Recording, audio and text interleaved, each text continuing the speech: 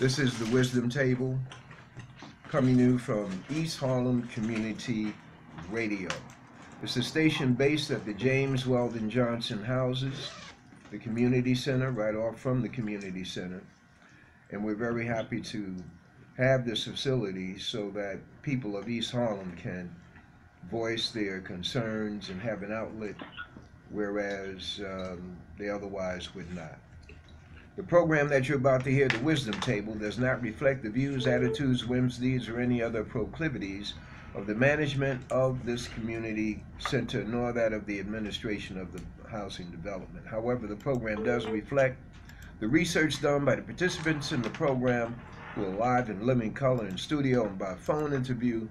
And of course, there is you. Once we get the setup, you'll be able to call in. But in the meantime, what you do is take my email address, Leroy, the letter B, the letter T, the letter M, Leroy, BTM, at msn.com. You can call, you can email comments, you can email questions, you can email suggestions, etc. Our guest today is a young man who has extensive experience in the educational system of New York City. Not only does he have the experience, but he and his wife and the mother of his children have been very successful in furthering their children's education, so that it's not one of those things where you hear someone in education whose children does well. No, he has lent his insights, lent his skills to the education of the overall community. And just the point that whenever innovations are made for black students, be they young or be they senior citizens, it benefits everyone, because there is such a thing as the dumbing down of America. You don't believe it, go into Google and put dumbing down of America and you'll see what pops up. Well, Brother Shango Blake, thank you for joining us. God bless you. Thank you for having me, brother. It's a pleasure to be on your show, and it's always a pleasure to interact with you, and I look forward to a very progressive conversation.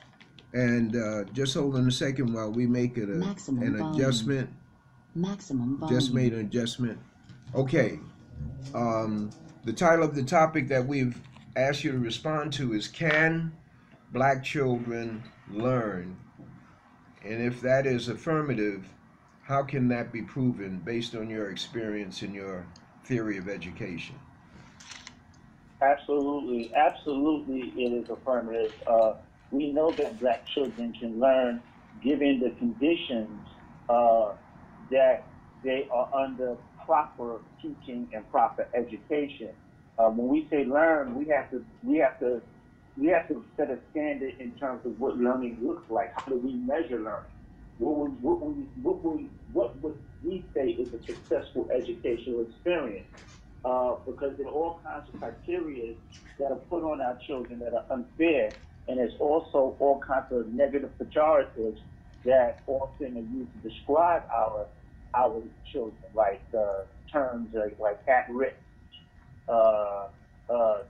economically disadvantaged. And so when we put these pejoratives on our children, we actually are setting them on a course for low academic achievement. And so the difference between our children and children from other communities is not a difference in terms of intellect, although I would say that our children are the best and brightest in this country. The issue is who has the opportunity. The issue is who is given the platform to express their brilliance.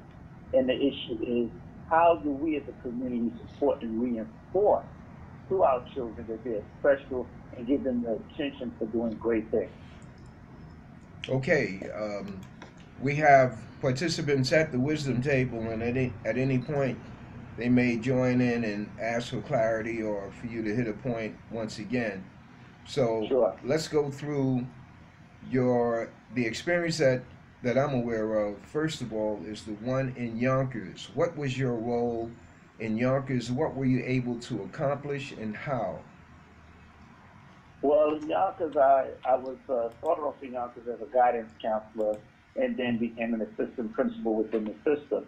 As an assistant principal, we were were able to, I worked at two different schools. One was a high school. Actually, they both were high schools. One was a high school called Jenkins High School, which was considered a low-performing school, and the other one was Gordon High School. And what I was able to accomplish there was I was able to increase student graduation rate, get students into colleges. I founded the Historically Black College Tour and took hundreds of students every year down to the traditional black colleges in the South. Many of those students enrolled in school and went on to graduate from those colleges. They are now working in their various fields. In addition to that, I took a program. It was an after-school program. We had started a gospel choir with the students, and the students traveled all throughout the country on this gospel choir, and many of the students that participated in the choir were students that would be considered, quote, unquote, at risk. And these students were able to graduate from school, achieve success. And I think when you talk about those two examples, the college tour and the gospel choir, I think in that is embedded the how, because we use what the students were into, we use what was part of their culture, and we use that to move them to academic excellence and achievement, understanding that we were valuing their experience, we were valuing their upbringing, their environment, and we were using that as a way to engage young people and connect with them in a way that would move them further along in their academic progress. Okay, hold on a second. Because this is a concept that needs to be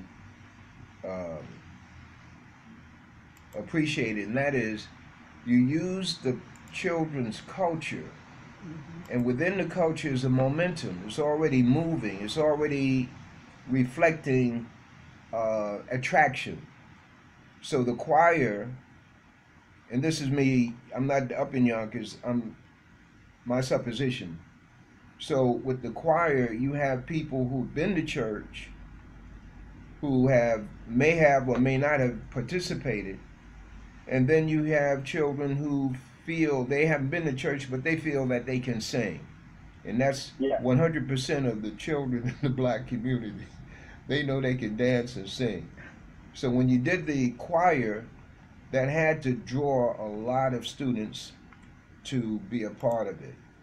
The college It did two things. One was that if you know Yonkers is a city where there are a number of, especially in the southwest part of Yonkers, a number of powerful black churches exist in Yonkers. And so most of the students attend these churches. And it's deeper than just creating a program. I think I have to give you the backstory about how we even started the choir. It started as a result of myself doing home visits. I would do home visits to students' homes who I felt were acting up in school or needed an extra layer of support. And my mindset, it goes into the mindset and the mentality of the people who are educating our children, was that if the parents couldn't make it to the school for legitimate reasons, sometimes they were working 2 to 3 jobs and they were dealing with an economic challenge. Others had experiences in the school when they were students that were not pleasant, and so they had an anxiety about how to approach the school and advocate for their child. So what I wanted to focus on was letting them know that the school was not too big, that it would not come to where you are, come into your environment and show you respect in your environment with the hopes of that the next time we call, you would come because you feel now you have a person who you can connect with within the context of the school. So the home visit evolved from home visits to community visits. I would go where the students were. And eventually through these home visits and community centers and after school program visits and meeting staff there, I found out how much of a role that church played in the life of the students. And ironically, I would go to the church on a Sunday and I would see some of the students who were in school and no pun intended, raising hell, but then you would go to the church and see them in their best behavior. And I thought, oh, so you do know some things in terms of right and wrong, and you do have a foundation that you are coming from, but you choose to act differently when you're in school. And it was from these visits that I recognized the power of the church, and that's how we eventually started the gospel choir, and built this relationship with those churches in Southwest Yonkers. Very good. The college tours. What was the energy within that, contained within that? What was the magnetism, etc.? Well, two things. One, very rarely, I think that the latest data says that maybe 2% of teachers nationwide are black, and black men in particular. And so these students had not had, especially in Yonkers, if you know their history, they didn't go through desegregation until 1987. They were forced to finally desegregate, and then years after that, up until 2001, they were under a federal fine, and the city was losing great money because the leaders in Yonkers were so recalcitrant to the idea of having black children in their school. And so there was this racial tension that existed within the city. And it was within that backdrop that myself and others saw a need to put together a college tour to show students that there were viable black institutions after high school that they could go to. Many of the students were being told and counseled that they were only qualified to go to a 2-year college when they had grades that made them eligible to go to 4-year institutions, and there were institutions that would take them. So we use the college tour as a means to expose. You know, it's one thing you can teach someone, or you can expose someone, and there's more powerful educational lessons in the exposure thing. So by getting on a bus and taking a trip down to these black colleges, and everything from not just visiting the schools and learning about the rich history and learning about our history in the South, to learning about what the academic programs that the schools have to offer, to being on the bus and having very enriched conversations about who we are as people and what we need. So it was more of an experience than a tour. We were exposing our children to something new. And so it was the lack of really pushing the students to college after high school, and it was the lack of, and it was this racial tension in terms of the environment that motivated myself and others to come up with this concept of let's put a college tour together so we can give these children who are not being exposed to higher education the exposure and experience. Excellent. Okay, all right, continue. Just one thing. You mentioned that the choir traveled. I'm looking at the choir traveling no further than Yonkers, but you said around the country. So elaborate on that. Oh, they were they traveled all throughout Westchester County. Many of the students that were in the choir also participated in a college tour, and we had a couple of performances at the black colleges like Virginia State, Morgan State.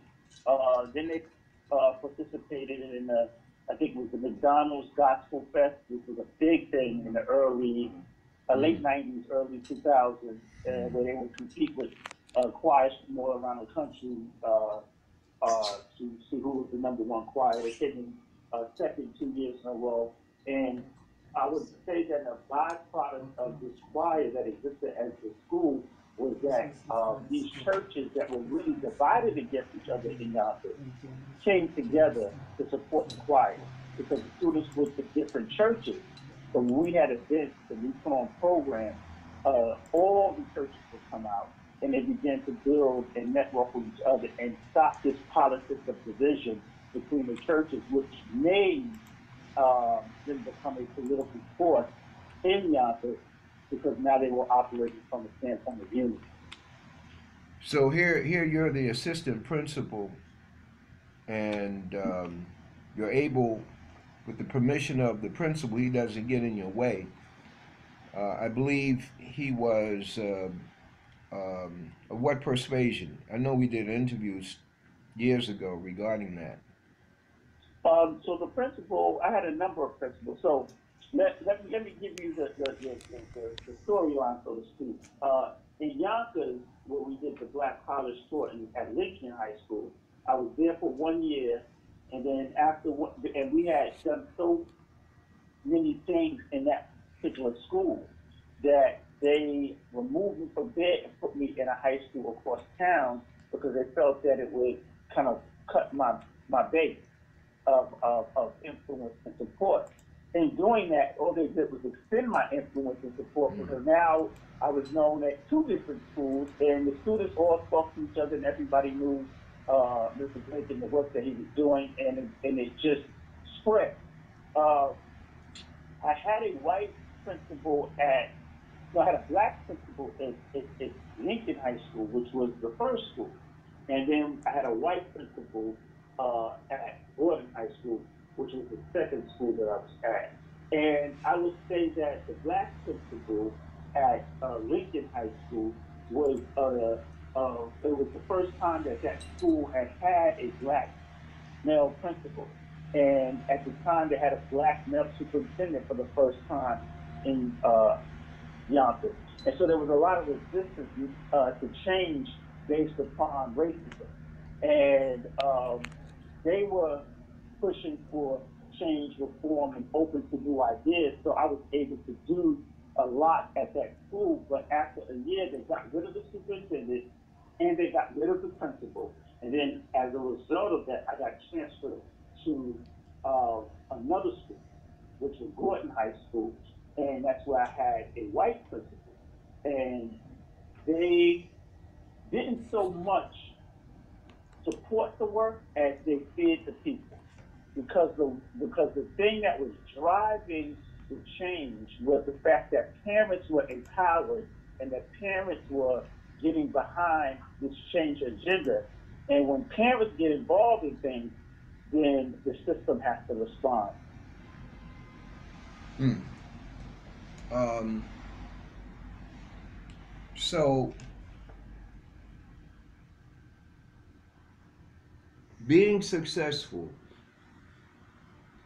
with black students learning and participating, and the parents participating, that can bring about opposition unbeknownst to those who are trying to create a better situation for students. In that particular instance, that's what I hear. Yes, So you absolutely. can't be, you got to know that when you go to improve situations with black students, and if you're successful, there's going to be a pushback within the system, within the educational environment in some places. In most places. if you really educate black children, then you're changing the paradigm. There's a paradigm shift happening. All right, schools are. I always say they're schizophrenic in a sense. They're supposed to be the great uh, produce change and agents of change, but at the same time, schools and educational systems, specifically the American educational system, is the great preserver of tradition. Like, let me just pose a question. How is it that students graduate from schools functionally illiterate, or students drop out of school for various reasons? And then are there students who struggle with reading and math, but they all know the Star Spangled Banner? How is that? That is because Good the question. school is socializing them into a way of thinking. They make sure that no matter what the experience is, they know that Star Spangled Banner because they're preserving America's traditions through the socialization as attached with education. So when you come into a school and you start to be a change agent in a system that is designed to preserve tradition, and when I say preserve tradition, I'm speaking specifically of maintaining the status quo. There are a certain amount of jobs that would be considered in this society upper echelon type jobs: lawyers, doctors, engineers, mathematicians, scientists, political leaders, what have you. There's only a certain percentage of those kind of jobs. And the vast majority of Americans will not have those jobs, let alone our children. Then there's the service industry jobs, which are like the people working hotels and McDonald's and what have you, where they would gear us more towards that. And this is why you had the big issue of people fighting for their rights in terms of getting minimum wage in New York State, pushing for the minimum of $15, because we're being shifted into those jobs because we have been given a poor education that will not allow us to compete with the best of their children. And so when you come in and you start to change that reality and you start to make our children competitive, and I'm not speaking of some small little program where people can feel good and have a feel good story. I'm talking about when you really start creating competition and changing the reality, that's when you will come under attack. The system is geared towards and built on supporting failure. And there's jobs attached to our children's failure. All you have to do is look at special ed, or you have to look at what is called Title I schools and the extra funding that they get because it's considered to be in impoverished neighborhoods. But if you start to change that reality and you take a Title I school and those students start to compete against other students and the scores go up, they take away the funding. So why would you take away the funding when the school is making the progress? Because the funding is designed to keep schools in poverty and keep people employed based upon our children remaining ignorant. Okay, wisdom table. Any questions? It's a reality check, Brother Shango. Yes, sir. All right. In fairness to the table and to the audience, an interview with Brother Shango is more than one session. So I'm going to move to, and what I'm saying, we could stay on that Yonkers piece and get a lot from it, but we're going to jump to your experience in Queens, if we may. Yeah. Okay. So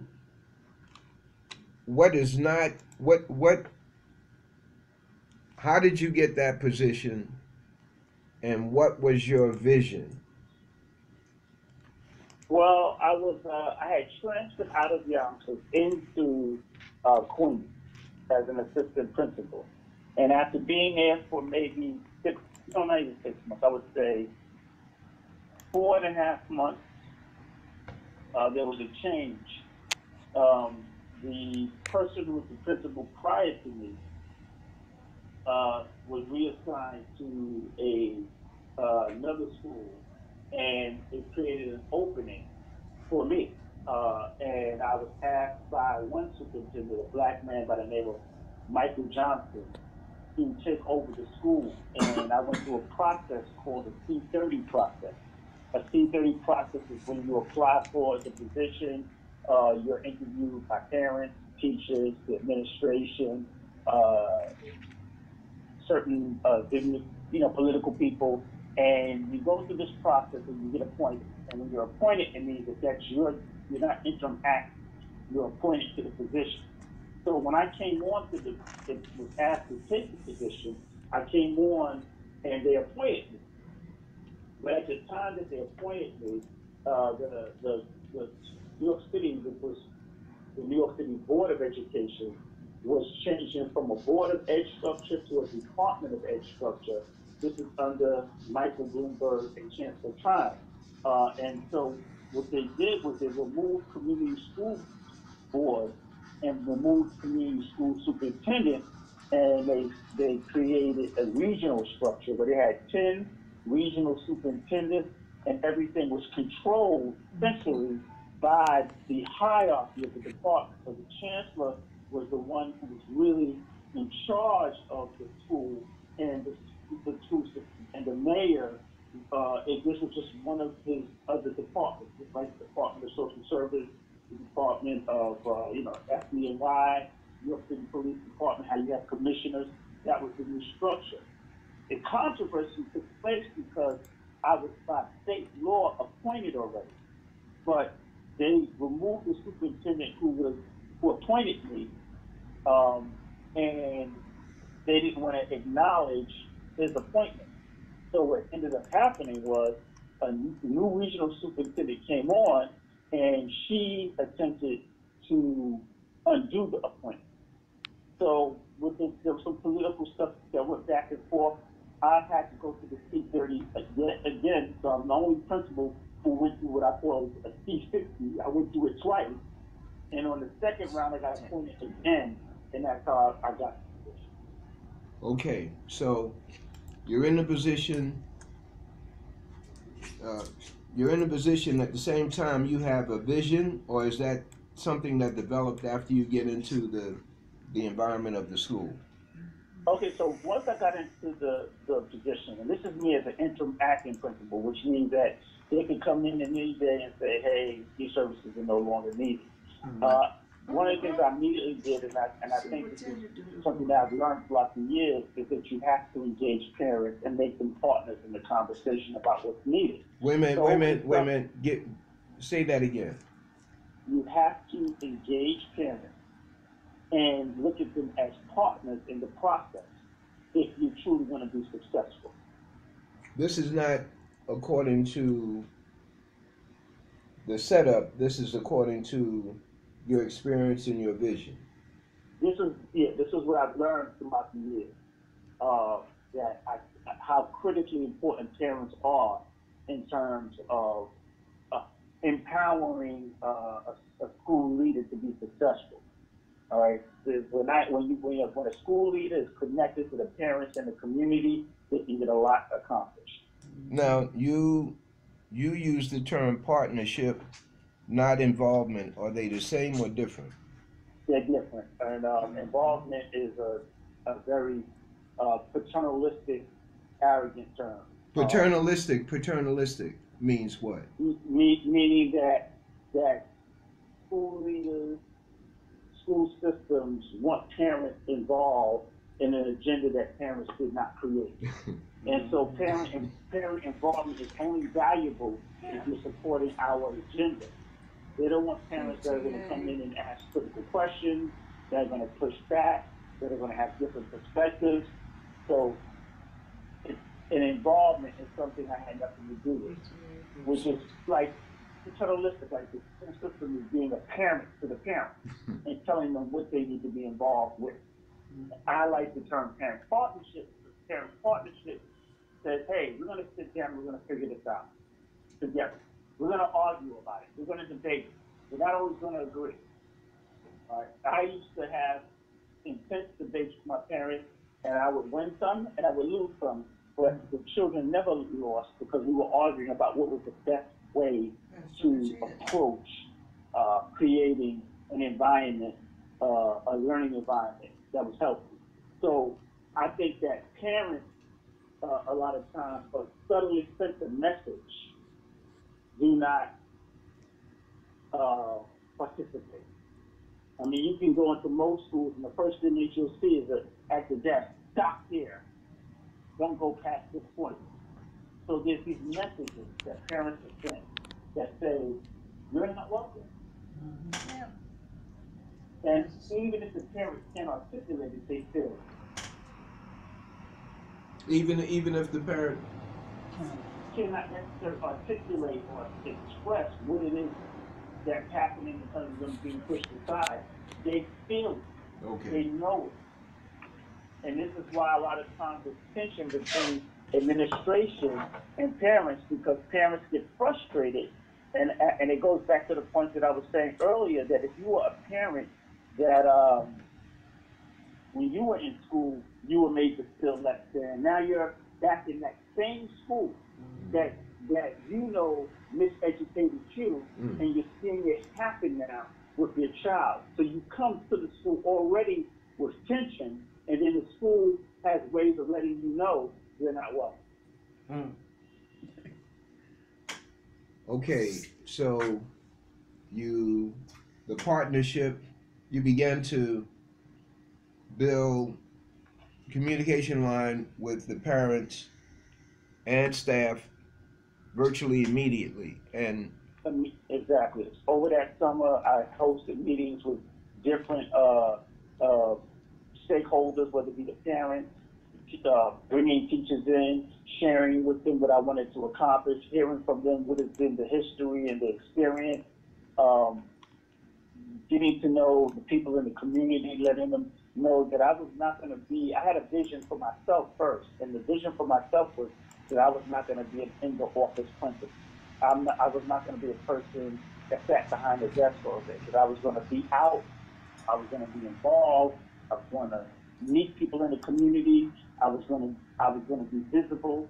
And I think all of those pieces helped us to build the kind of culture in that school, or let me say, not build, actually transform an unhealthy culture to a healthy culture, because people felt like they had access to the principal, and it was a great way of modeling to teachers and assistant principals or other people in the staff how we were going to be engaging and make parents feel welcome. So we were reversing that whole "you're not welcome" mentality and embracing. okay, so September, the school starts. What's in place? What do you? I'm sorry. Was that? I'm sorry. September, over the summer, you were priming the pump. You're getting ready for the school year. Yes. So in And one September, of the things that parents asked me to do was that they had a uniform policy, and that uniform policy every year was not followed by the students, and they felt that clothes and designer fashions were distractions, and so they wanted to reinforce this policy. They thought that it would reduce bullying. They thought it would reduce distractions, and they thought it would kind of it would really focus the students on why they were there and the purpose of them being there, and that was to learn. And so over the summer, I spent a lot of money and resources communicating with parents, the general body of parents throughout the school. We sent out letters explaining, there was new leadership. We sent out letters explaining the new uniform policy, what it would look like, what the expectations were. We sent the information out, and this was by the parents' input, in the end of July, give parents an opportunity in August to shop and get the clothes that we expected the students to wear. So we didn't want to throw a change on them last minute, and then they wouldn't have had a chance to adjust. And so throughout the summer, there was a buzz going on amongst the entire community, specifically the students, believe it or not, because the students had a different agenda. They didn't want to wear a uniform. And so they saw these letters come home saying that this is what it was going to be. And so they was like, who is this Mr. Blake? And what is he talking about uniforms? And if you were, this is a middle school with 1,600 students. If you were in going into the 8th grade, from the students' perspective, this was their school. They're the seniors now. They're going to run the school in their mind. And here I come, and I'm pretty much putting a balloon in the top of the balloon, and they're not going to have their party. And so there was a lot of chatter going on out in the community about this new policy that we were going to put in place. But we felt it was necessary to set a serious tone about what we were going to accomplish that year. okay, so school starts. Yes. What are you you in your tenure you innovated. The innovations came after the school started rolling in September. Yes. I wish I could tell you that it was this great grand vision that I had, and this is what I was going to do, and I came in, and it all was part of the plan. But that is not the reality. I don't get credit for that. What I get credit for is being engaged, and it's through the engagement and through the conversations with teachers, parents, and students, and being willing to listen. Although I did have some ideas of what I wanted to accomplish, it became perfected through the discussions that I was having with all these different stakeholders. And so from that came our vision, from that came our team. And it was the same thing that I say in terms of parent partnership. You know, a lot of times principals will come into a school and say, my vision for the school is this, and the staff will follow the vision because that's the boss, right? But will they really own it? Will they really buy into it? Will those visions become shared visions? Will it be will we have a certain set of shared core values? That can only happen if myself, as the person who is the follower, is also given an opportunity to put my real input in terms of what I think would be effective. And then when we take all of those perspectives and we flush it out and we ask what does it look like and we streamline it to say this is the direction that we're going to go in, now it's a vision that everybody had a part in crafting. And so if it's a vision that I had a part in crafting, then my ownership of it is greater. Therefore, my desire to see that vision succeed becomes greater, and then we get buy-in, and then we can do the things that we need to do.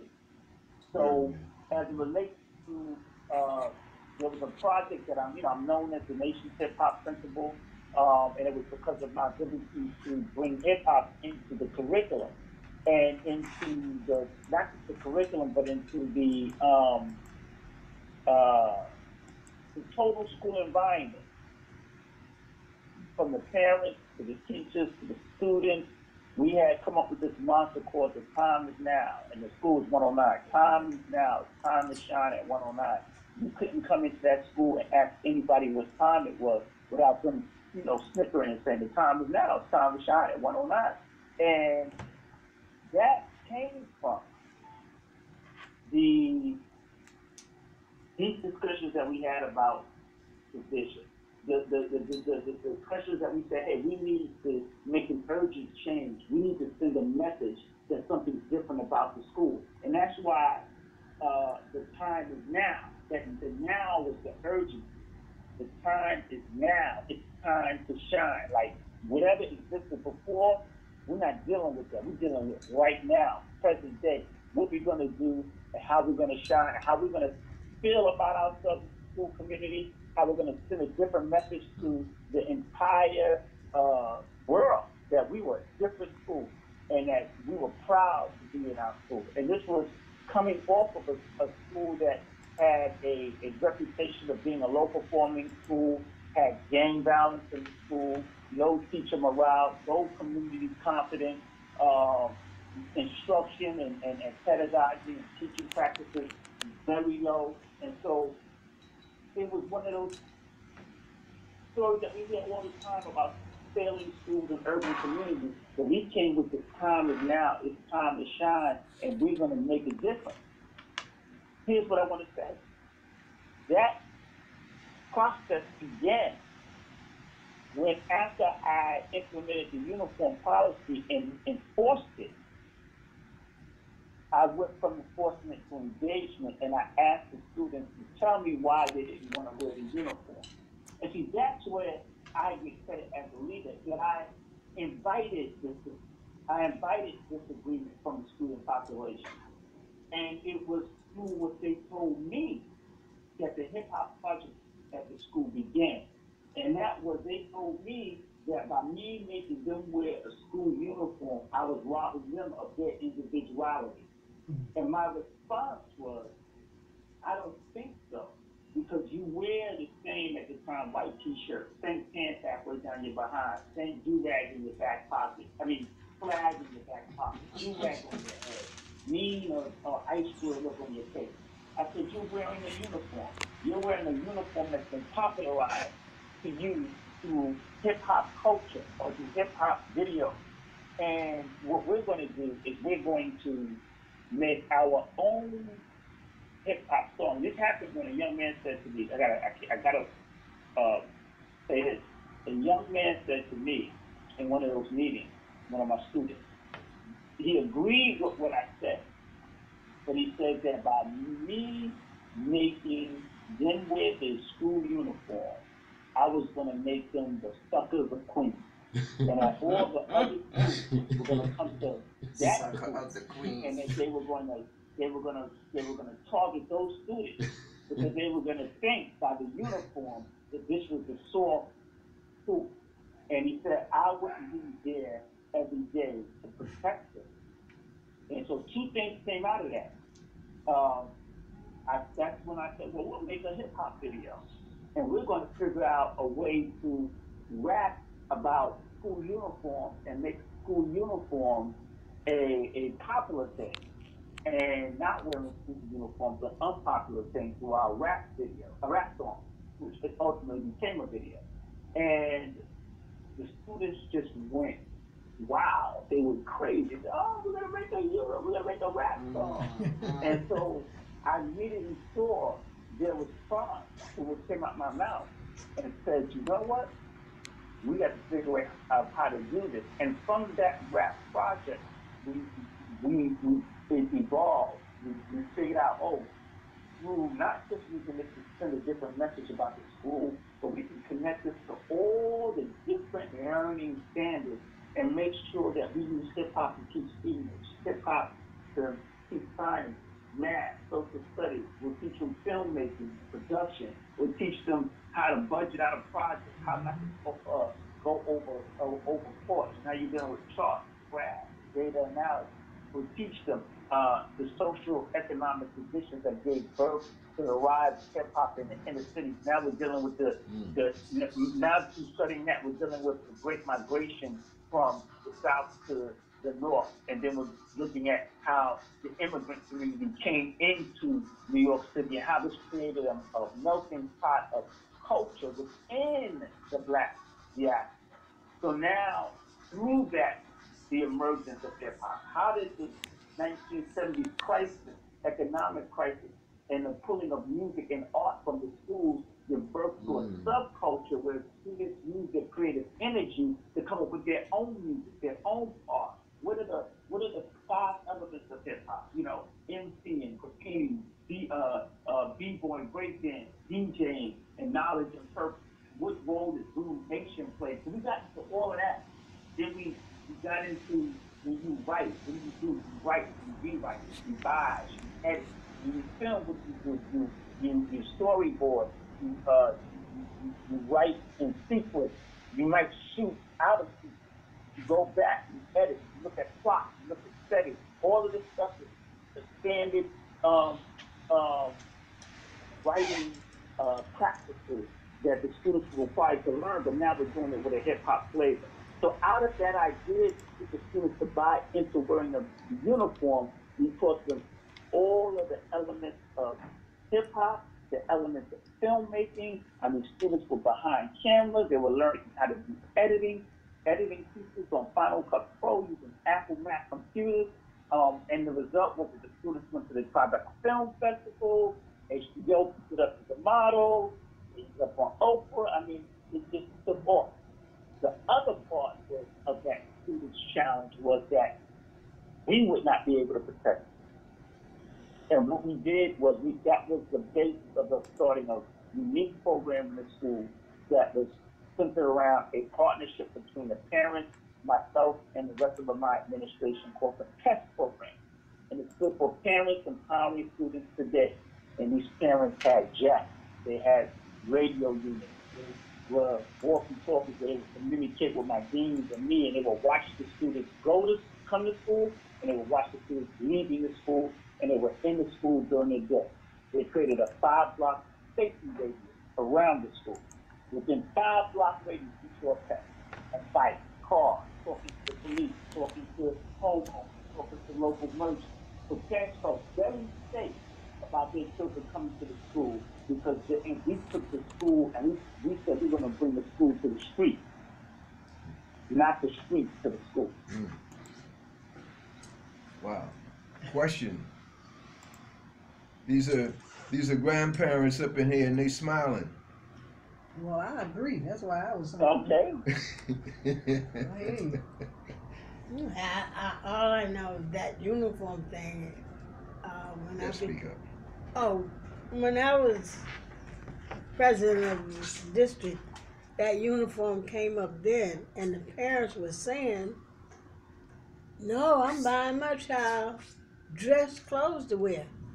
But do you know if you have a uniform and your child roam away from the school, you can tell where that child belongs with a uniform. So that's why we had said uniforms were good. But I see they had trouble back then. And Absolutely. Okay.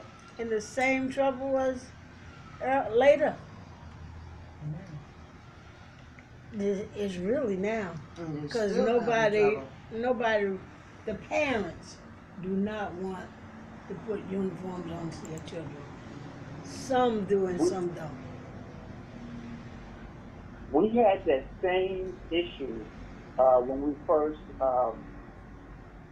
implemented the policy. There were some parents that were resistant and who wanted to.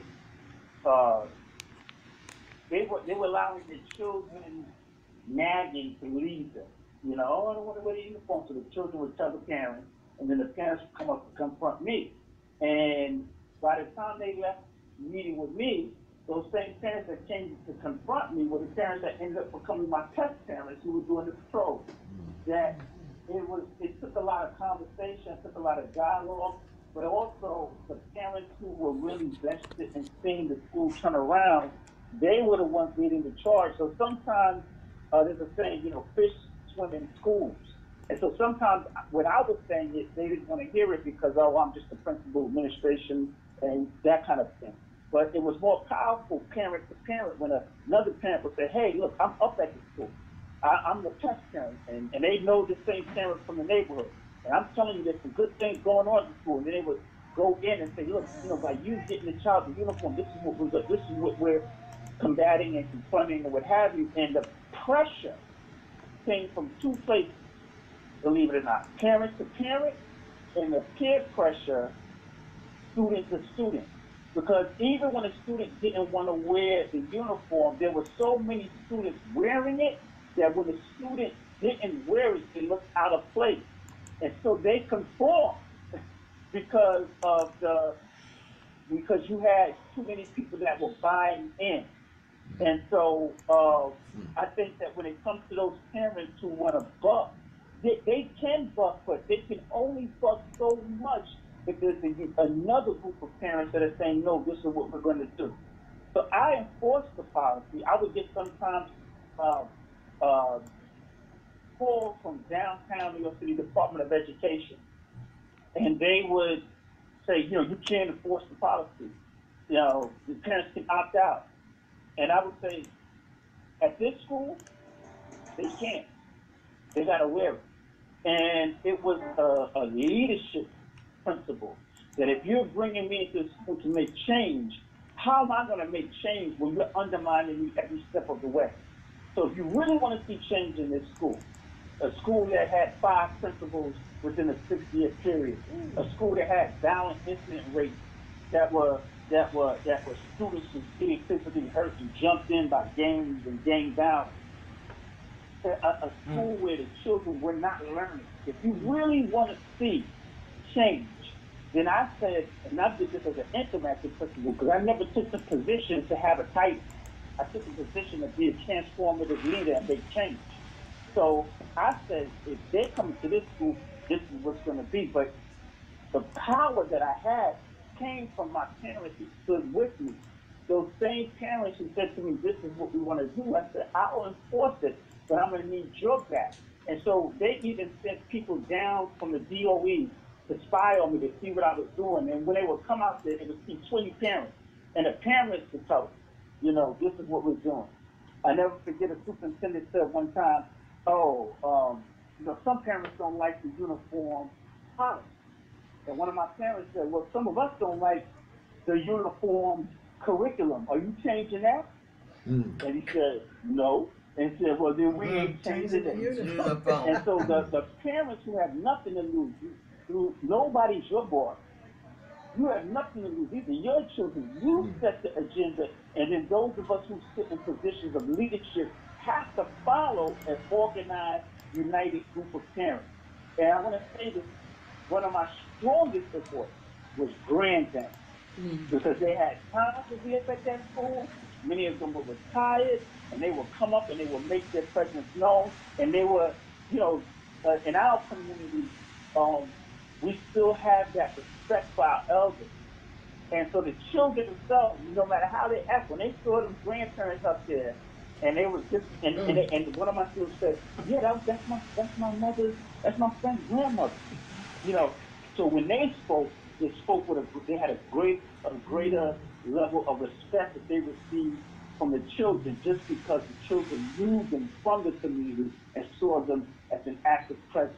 And this is what a school leader can do. They can get out of their office, okay, if they don't think so highly of themselves, and go out amongst the people. I went to the parents and said, I need your help. I asked for it. I wasn't proud. Too proud to beg and say, I need your help. I need your help to try to figure this out. So although people say, oh, Shango Blake did this and that, but really a community did it.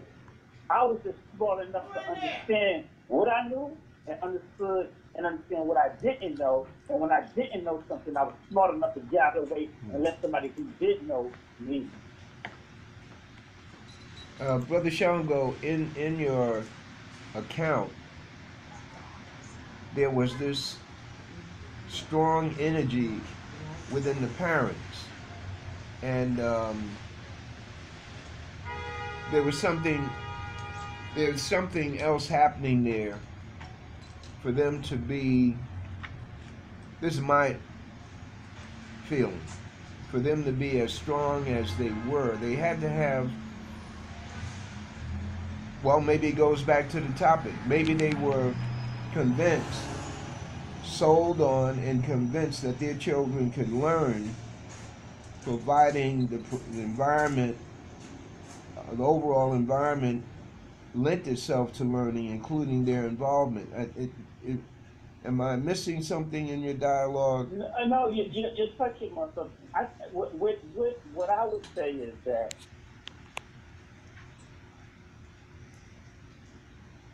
we can become pessimistic when we have been let down time and time and time again.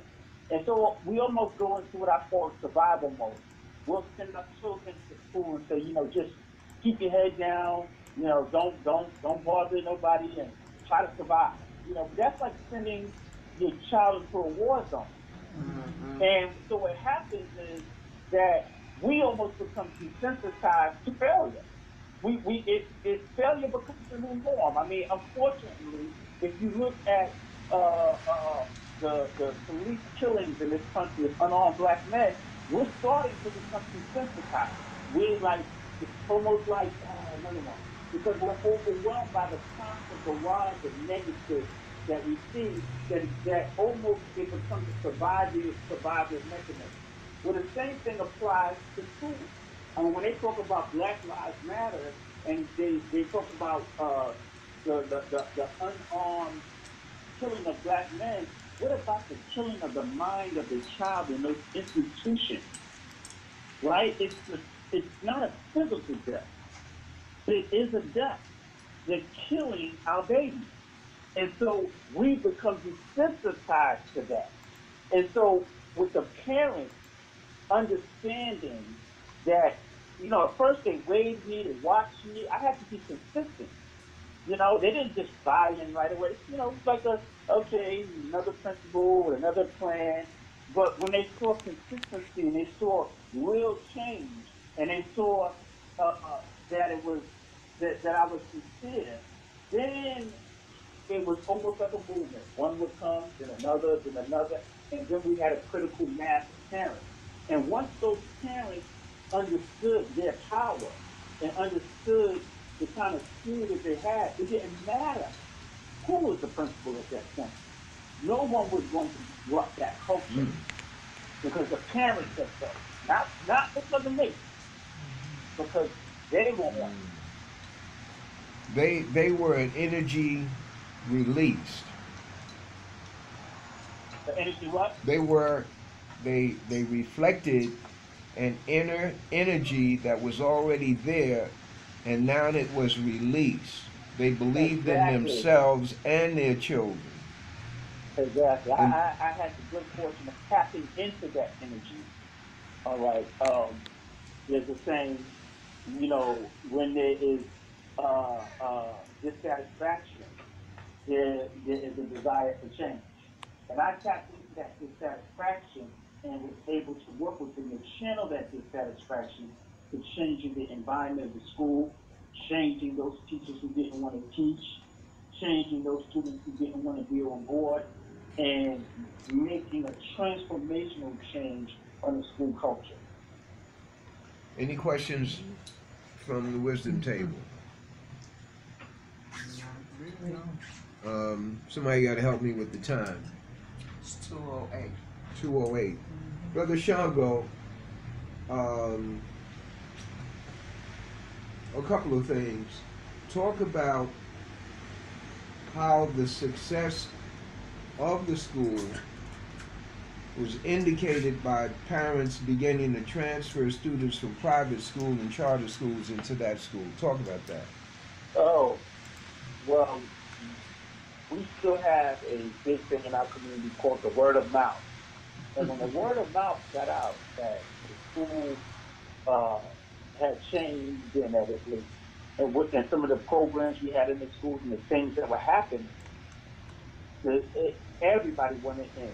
Students were trying to get in. They were telling their parents. We sat on the border line of Queens Village and Belrose. And if you know anything about Queens Village and Belrose out in Queens, Queens Village is predominantly black. Immigrant community, Haitian community, working class. And then Belrose is white, and then you start to get into like your Bayside and your Douglaston. So when the school was bad, people would figure out how to they figured out savvy ways to get their children into these other schools. And if they weren't in private or charter, they were in schools in Belrose and Bayside. And so what happened was when we started outperforming Belrose, Bayside, and the charter schools, and the word had gotten out about the programs in there, so there's a pre-engineering program, pre-law, pre-nursing, and things of that nature, we were able, those parents that would have went to those other schools, they came to my school. And so my enrollment number went from like 1,600 to like 1,740. It just jumped. And not only did we get an influx of new students, but teachers. Now just check this out. Teachers were breaking down the doors trying to get into the school to teach in our environment. Because teachers want to teach in a safe environment. Teachers want to teach in a healthy environment. Teachers want to have good relationships with students. Those teachers who care, let me say. Right. And so we started to bring on teachers that had love and compassion for our children. And that also changed the culture. So now you have leadership, you have the teaching faculty, and the parents all working together for the common goal. And our common goal and our vision is the time is now. Now, time was an acronym. Stood for teaching, innovation, motivation, and excellence. And those were the benchmarks that we used to evaluate our success. When I go into a classroom, is it quality teaching? Is the instruction academically rigorous teaching? Innovation. Are they innovating? in what they're doing? Are they finding different innovative ways to bring forth those lessons to those students? Are they thinking outside of the box? Are they culturally connecting with the students? Is the student's history reflected appropriately in the classroom? Motivation. Are the teachers motivated? Are they motivating the students?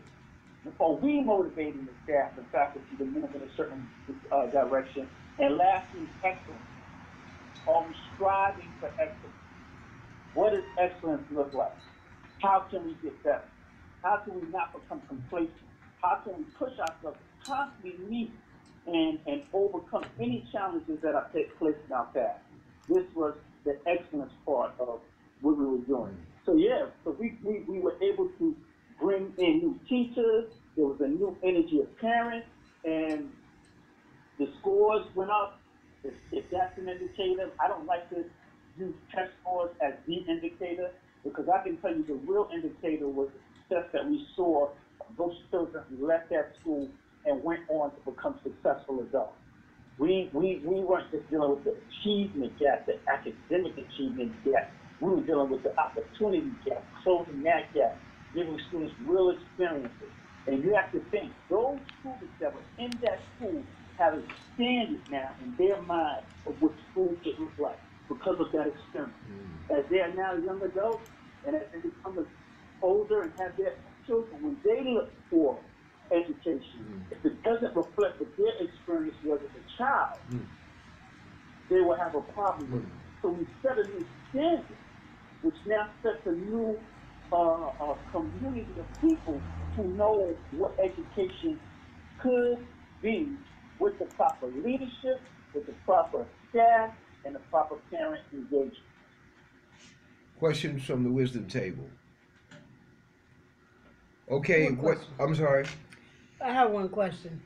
How did you choose your charter school children from the regular children? I'm asking this because sometimes they say it's not the highest students in the class to go to charter school, but they like to mix it so they have something to come up with.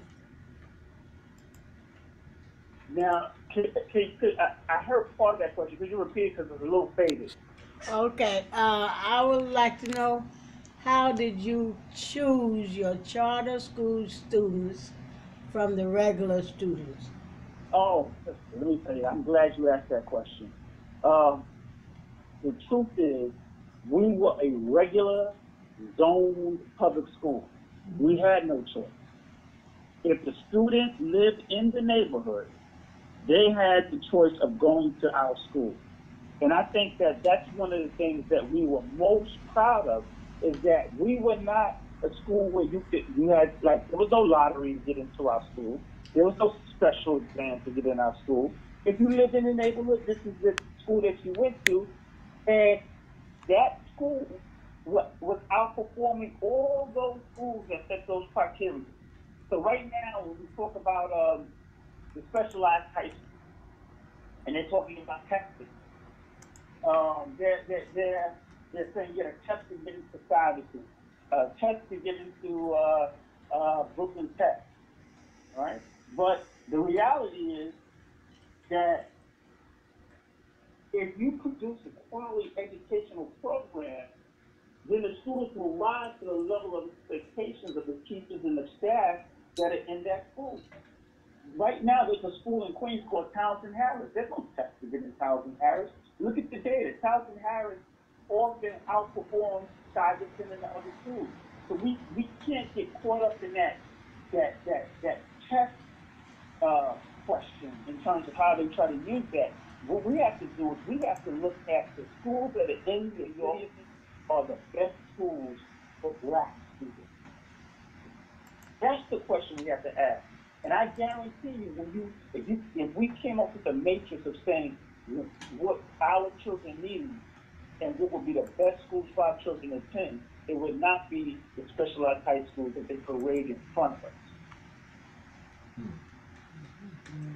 I understand. Okay. What is,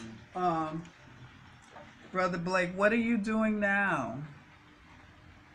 Oh, so now I I'm doing a couple things. One is I'm an educational consultant, so I travel uh, uh, throughout New York City and throughout the country, doing staff development training for principals, staff development for teachers. I help them build youth engagement programs in their schools.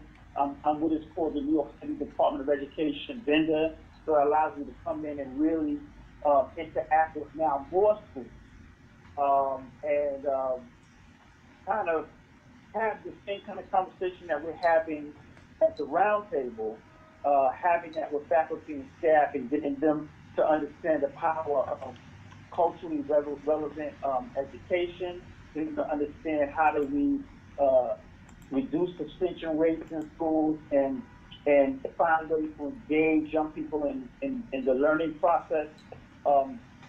And really mentoring new principals that are coming into the system. The other thing is I have a podcast. It's a video podcast, and it's called The Classroom Hip Hop 101. And what I do is I bring on these guests, and I have the same kind of conversations that we had today. Sometimes I'm talking to hip hop artists. Sometimes I'm talking to innovative educators, but I'm asking educational questions. For example, I noticed that some of your biggest rap moguls will drop out. 50 Cent dropped out of high school. Jay-Z dropped out of high school. Dr. Dre dropped out of high school. Puff Daddy dropped out of college. So when I interview hip hop artists, I ask them questions like, how was your school experience like? What was your relationship with your teachers? What was the learning environment like? Why did you like the streets more than the school? What did the streets offer you that the school didn't? What kind of programs did they have in the school? You know, did they have a business program? How could 50 Cent be a great businessman, but he had to learn how to be a businessman on the street? Yeah. How come there was no business school or business program in his school? So it's through these conversations that I use these discussions to professionally develop educators around thinking differently about what we're offering to our children, because we have little Nas, little 50s, little Jay-Z's, little Puff Daddies in these schools right now who are not making it in spite of. And if we're going to really change the reality, then we have to change the practice. That podcast name again. Go slow. Oh, The Classroom. No, your podcast is titled The Classroom Hip Hop 101. And if you want to see it, it's an online program. You just go to this website, TNHHT.com. And to answer my sister's question, if you go to that website, you'll get a chance to see everything that I'm doing and I'm involved in. Okay. and So I'll say that website one more time. Yeah. T, No, I'm sorry, Shango. The letter is as in what? Cheers. T as in Tom, N as in Nancy, H as in hip, H as in hop, P as in principal.com. Got it. When you go there, you're going to see a tag that says VOD, which stands for Video on Demand. VOD. When you click that, all the shows will come up. So when we click that on, we got Classroom 101, 102, 103, 104, 5, 6, 7, 8, 9, 11, 12. You'll have about it's all 101, but you'll have Classroom Hip Hop 101, episode 1, episode 2, episode 3. You'll see them all there. Okay. Excellent. Questions before we let our brother go. This is a radar check, a classroom check for Brother Leroy too, because I know, not that I know, there's much more to go into with you, possibly on a one-on-one, but suffice it to say the summary of this interview is that as great as you were effective, it generated opposition to get you out of there, but you're not alone in that around the country.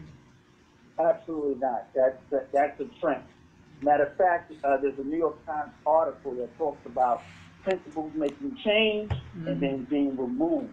Because when you make change, there's a technical aspect of change, and then there's the human dynamic of change. Some people like dysfunction because it allows them to grab power in the midst of chaos. And when you bring things back into order, that means they're losing the power that they once had. But they have to lose that power in order for the school to become healthy again. And when you work in urban school environments with predominantly Black and Latino children, a lot of those schools are operating from a deficit from the door. So when you walk into that environment, you're automatically, whether you have accepted or not, you are automatically placed in the role of a change agent. And I would say to principals and to school leaders, you're really faced with one or two decisions. One, you can go into school and don't rock the boat, shake the right hand, play the politics, and you will rise through the system quickly, but you're doing it at the expense of Black and Latino children.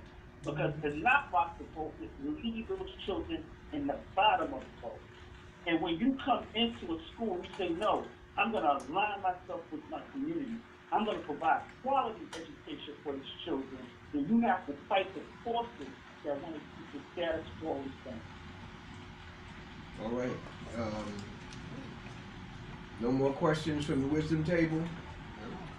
No. The sister said enough said, and just let them know who you were at the table. Shirley Stroud, Eva Varnum. My pleasure. Edith Jenkins. Esther Hyatt. Still read. And Black Leroy. It's a pleasure to be amongst the wise, and I appreciate you having me come on the wisdom table. And I would love to come back, and next time I would love to see you face to face. Very good, my Great. brother. Very good. Very good. Very good, and thank you very much. May God continue to bless you. Just give. I said in the beginning, your children, your standards of education come from your parents, your dad and your mom, educators, and passed on to you. Within the Nation of Islam, you got the philosophy of the Honorable Elijah Muhammad's vision of a great student. Is he said, I want a school where the teacher makes the student greater than himself. Mm-hmm. But just give us where some of your children are at right now. Oh, well, my oldest son is at Howard University. He is studying applied physics. I'm sorry, he graduated from Howard University with his degree in astrophysics and is now at Hampton University studying applied physics. My youngest is my second one, he's at Morehouse College, working on a degree in business. But I think he's got the educational bug. He's been calling me every day. He's working in the program with young people, and I think he might be following the family business. I have two others that are in college. One at Clark, another one right here in New York at BMCC, who will be transferring to North Carolina A&T. And my baby is in high school at Performing Arts High School downtown Manhattan. So I'm thankful that none of them have been in trouble. They're all doing well, and of course that's a testimony to their mother, because I can't do what I do unless she does what she does, and you just work together to make it happen. And so I'm thankful for that. And speaking of the Honorable Elijah Muhammad, one of the things that I always remember a saying of his, that is, if they don't teach you right, then they won't teach you right. And so let's look at our Repeat that. Repeat that, Shango. If they won't treat you right, they won't teach you right. That's And so when you think about the mistreatment of black people in this country, you cannot leave it to the oppressor to educate our children because they're not going to educate them properly. Right. So we have Exactly. to, as we influence the system, and make sure that for our children who are in these school systems, that they get the best education that they can get, we also have to build our institutions on our own to make sure that we're not dealing with the politics, we're dealing with the elevation of the mind. Thank you, my brother. God bless you. Assalamu alaikum. Wa alaikum salam. Thank you. Thank you. In Georgia.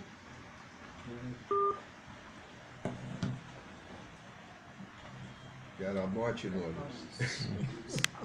I